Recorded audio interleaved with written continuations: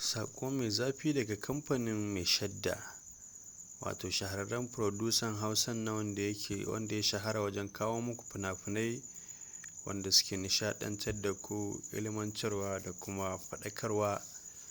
Ya shirya gagarumin wani shiri da ake kira ɗan jarida. Ɗan jarida.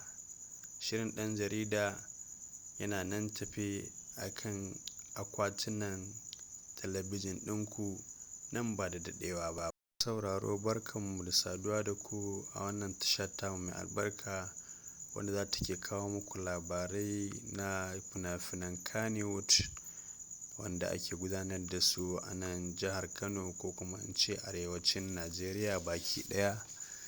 Idan wannan shine zuwanka na farko wannan tasha, sai ka daure ka danna subscribe da kuma ƙararrawar sanarwa domin sanar da ku labarai da ɗumi-ɗuminsu da zafi-zafinsu da zarar mun ɗora su a wannan tasha mai albarka. Fina-finai na Mai Shadda Production na mallakin Bashir Mai Shadda shine ya ɗauki nauyin kawo muku wannan shiri wanda za a fara haska shi a cikin wannan wata da za mu shiga, wato watan September.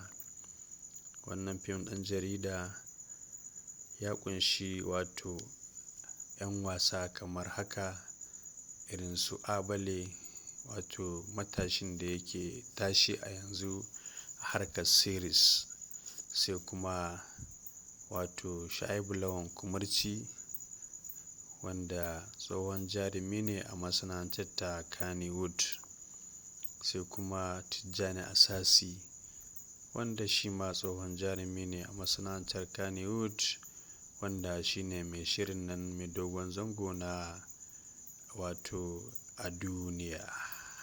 Wannan shiri mai dogon zango wanda ya ƙunshi 'yan wasa daban-daban kamar yadda lissafa da dai sauran wasu wanda ban ambaci sunansu ba. Wannan shiri na ɗan jarida, kada ka manta da sunan ɗan jarida. Wannan shiri zai matuƙar ƙayatarwa sosai, nishaɗantarwa da kuma wa'azantarwa.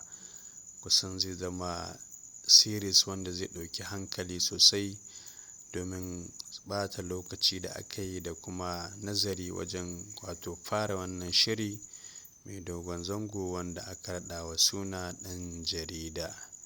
Akwai saƙonni a ciki wanda za su ilmantar da ku da kuma nishaɗantar da ku.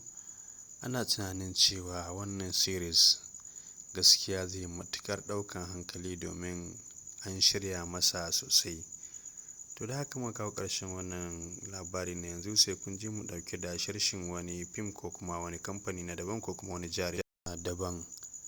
Da haka nake ce da ku mu kasance cikin ƙoshin lafiya. Wassalamu alaikum.